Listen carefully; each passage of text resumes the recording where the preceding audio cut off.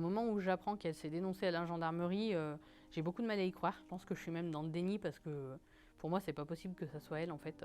Et puis d'un autre côté, je me sens doublement trahie parce que finalement, c'est quelqu'un que je connaissais, que mon père estimait beaucoup, qui connaissait ma vie, qui savait à ce moment-là que j'étais même enceinte de mon enfant. Donc voilà, je me sens trahie, je me sens en colère.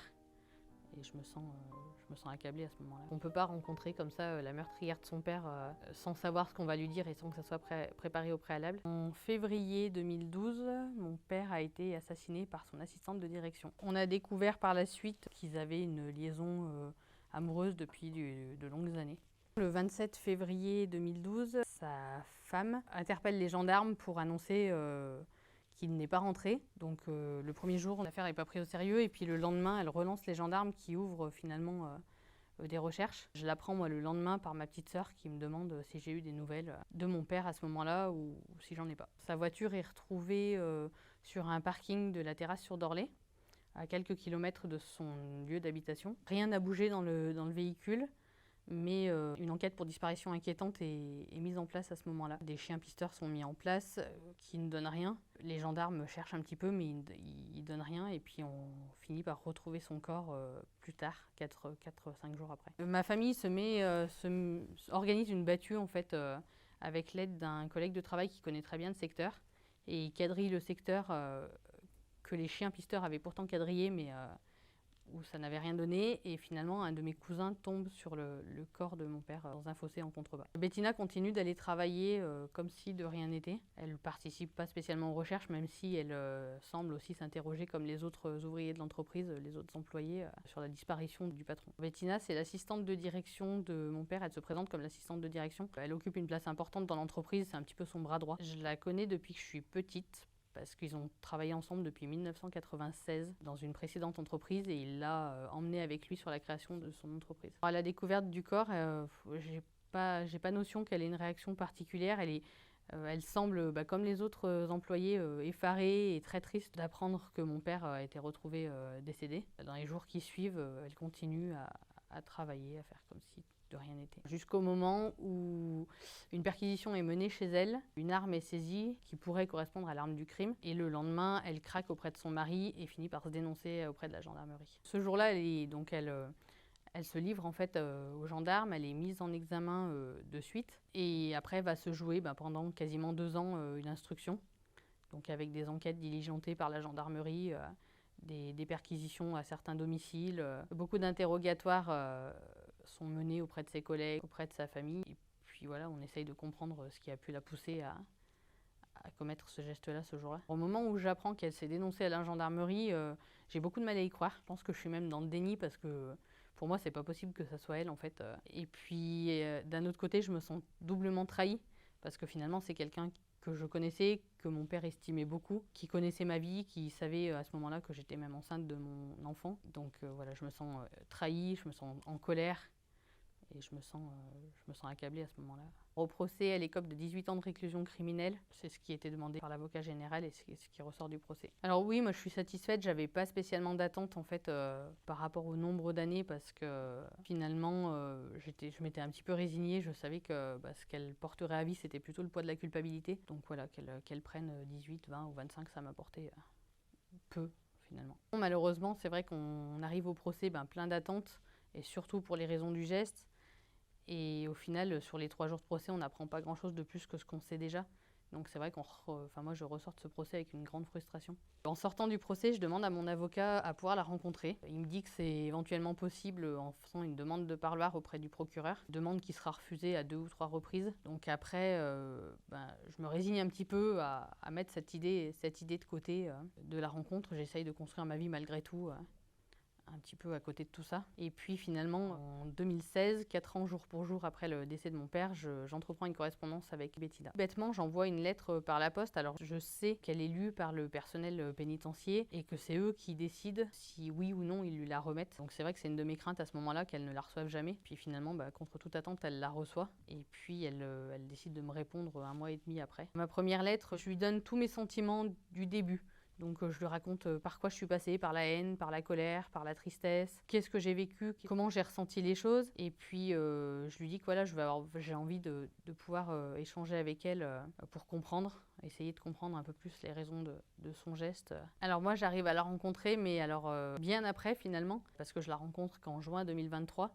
Et la correspondance se termine en 2021. Donc voilà, il se passe encore du temps entre les lettres et la rencontre. Elle me donne des raisons dans le deuxième courrier, effectivement, où elle m'explique, elle me cite en fait les rapports d'expertise des psychologues qui ont pu l'avoir au sein de son centre de détention. Elle m'explique que c'est une construction de sa personnalité, de choses qu'elle a vécues dans le passé, qui l'ont conduite à se construire comme ça et malheureusement à passer à l'acte et à pas arriver à s'arrêter avant le drame. C'est des raisons qui sont quand même compliquées à comprendre, mais finalement je commence un petit peu à les accepter à ce moment-là. Je crois qu'au démarrage, je suis toujours dans ma quête de réponses et je me dis que peut-être qu'elle va pouvoir me les apporter, peut-être qu'elle aura avancé aussi elle dans ses questionnements finalement. Donc au départ, c'est vraiment une quête de réponses, puis un besoin en fait de lui dire tout ce que j'ai ressenti.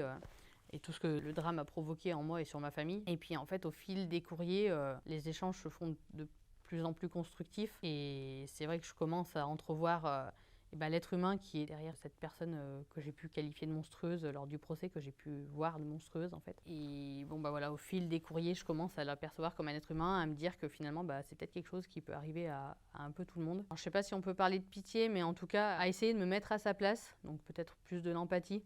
Et à essayer de comprendre, de comprendre les raisons de son geste et d'envisager finalement que les raisons qu'elle me donne, il va falloir que je me contente de ça et que je puisse avancer avec ça. On commence une lettre comme on la commence avec n'importe qui, avec un bonjour Bettina. Et puis je la termine en lui disant que j'espère qu'elle sera OK pour établir une correspondance et que j'en ai besoin et que ça me ferait beaucoup de bien. Et puis les courriers qui suivent, voilà, se fait de façon assez naturelle finalement. Mon entourage proche en tout cas est au courant de cette correspondance, mais finalement, ils le suivent de loin. Quand je reçois une lettre, je leur dis, voilà, j'ai reçu une lettre de Bettina, mais personne ne me demande spécialement de contenu, j'ai pas spécialement envie de le partager, c'est vraiment une correspondance entre elle et moi. Donc voilà, ils l'acceptent, en tout cas, ils le jugent pas. C'est un cheminement qui se fait sur plusieurs années, c'est pas spécialement une envie à un moment X. J'ai eu besoin de pardonner parce que j'ai vécu d'autres drames dans ma vie, essentiellement en 2019 avec le décès de mon compagnon. Et j'étais constamment en colère, en fait. J'étais en colère contre tout et contre tout le monde, contre la vie tout simplement. Et la seule manière qui m'est apparue correcte en fait pour apaiser cette colère, c'était d'essayer de me tourner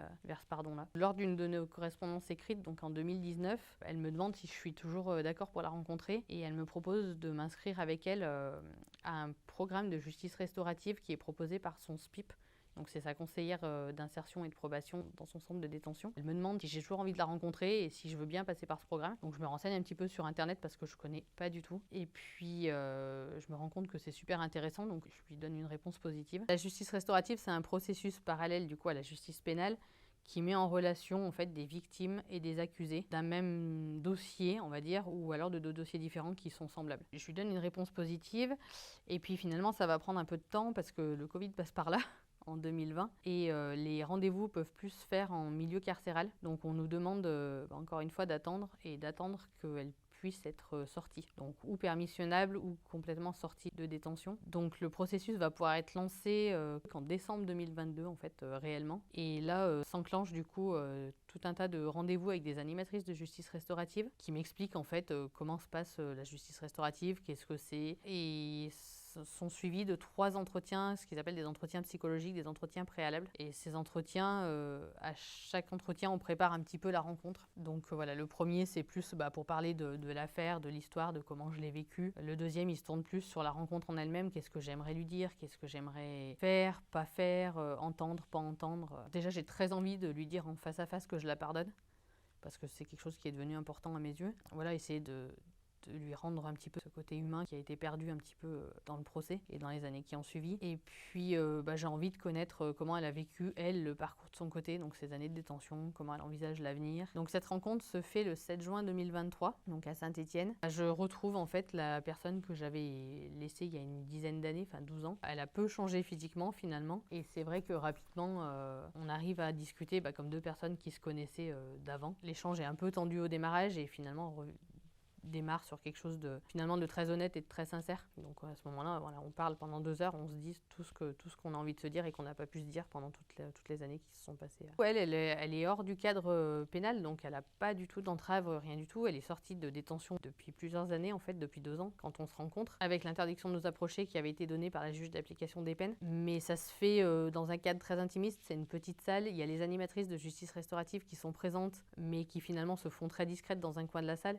Et c'est vraiment une discussion en face à face avec Bettina. Ça a été quelque chose de très positif et qui m'a énormément apporté. C'est vrai que lors des rendez-vous de préparation, j'avais un petit peu peur que la spontanéité de la rencontre se perde. Et puis finalement, on se rend compte que c'est hyper important que tout soit bien cadré, que tout soit bien préparé. Parce qu'on ne peut pas rencontrer comme ça la meurtrière de son père sans savoir ce qu'on va lui dire et sans que ça soit préparé au préalable. Et voilà, moi, c'est quelque chose qui m'a apporté beaucoup dans le sens où j'ai senti tout de suite un énorme poids en moi. Finalement, à un moment dans la discussion, je sens que c'est le moment propice pour lui dire, et c'est vrai que je la regarde et je lui dis voilà, je veux te dire yeux dans les yeux que je te pardonne.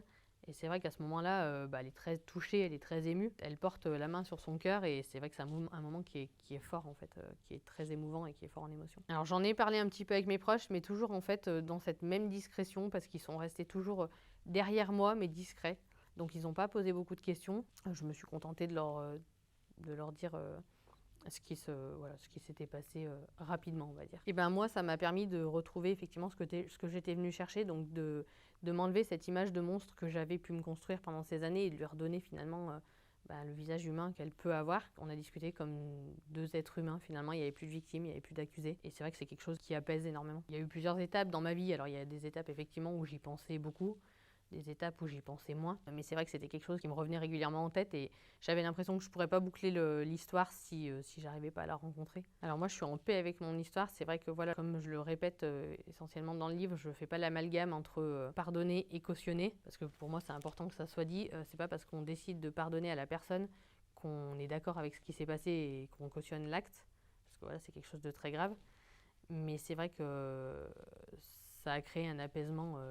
ça a créé un véritable apaisement chez moi. Alors le livre, je l'ai fait dans plusieurs buts, déjà parce que effectivement, je me suis rendu compte que ma démarche était plutôt atypique, que c'était peut-être pas donné à tout le monde de passer par là. Et je l'ai fait dans un but familial aussi, parce que j'avais envie de laisser une trace à mes enfants. C'est notre histoire familiale, et puis pour moi, c'était important de la mettre sur papier, de la coucher sur papier pour qu'ils aient cette trace-là. Et puis le plus important et le second but, c'est que ce que j'ai vécu, c'est quelque chose de fort, c'est quelque chose qui m'a aidée.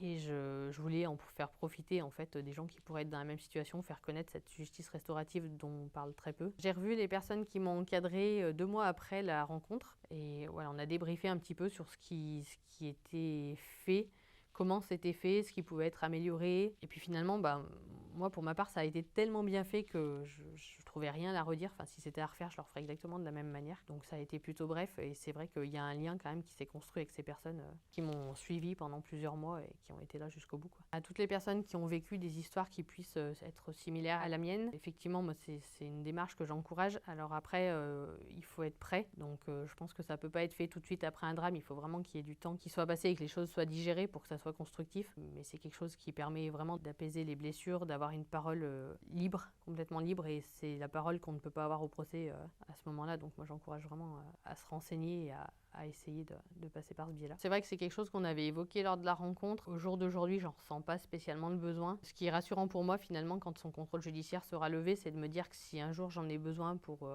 parce que j'ai d'autres questions ou parce que j'ai simplement envie de lui parler, ou si mes enfants ont des questions, voilà, ça sera rendu possible. Ça a un côté rassurant. Fin juin 2024, le contrôle judiciaire de Bettina sera terminé.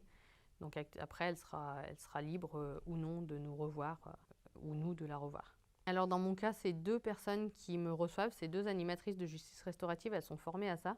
C'est une association qui est basée sur Lyon. Donc voilà, elle m'explique comment va se dérouler le processus de justice restaurative, le nombre d'entretiens qu'on va avoir avant qu'une possible rencontre soit effective. Alors après, moi j'ai 3 rendez-vous qu'ils appellent des entretiens psychologiques avant de pouvoir rencontrer Bettina physiquement. Et j'aurais pu en avoir plus, et elle aussi, si jamais on en avait nécessité le besoin. C'est 3 minimum en fait. Lors du 2e entretien, on prépare une espèce de liste de questions sur qu'est-ce qu'on veut être dit, qu'est-ce qu'on veut entendre, qu'est-ce qu'on veut dire, qu'est-ce qu'on veut faire. Et elles, lors de la rencontre, en fait, elles encadrent juste ça. Elles interviennent si à un moment on se dit pas ce qu'on avait prévu de se dire, mais c'est vrai qu'elles restent très très discrètes tout le long de la rencontre. Les questions nous sont posées séparément finalement, chacune a un entretien différent. Les mêmes questions nous sont posées, mais c'est vrai qu'on ignore ce que l'autre veut dire, et c'est là où le rôle des animatrices est important, parce que c'est elles en fait qui valident la suite du processus en fonction de si on est raccord et si la discussion et le dialogue va être constructif ou pas. Les entretiens psychologiques qui sont faits avec les animatrices de justice restaurative, à chaque fin d'entretien, elles disent si on peut continuer ou si on peut pas continuer le processus, parce qu'en fait il peut s'arrêter à tout moment. Si Bettina en ressent le besoin, si moi j'en ressens le besoin, ou si elle pense que la discussion ne sera pas constructive en fait.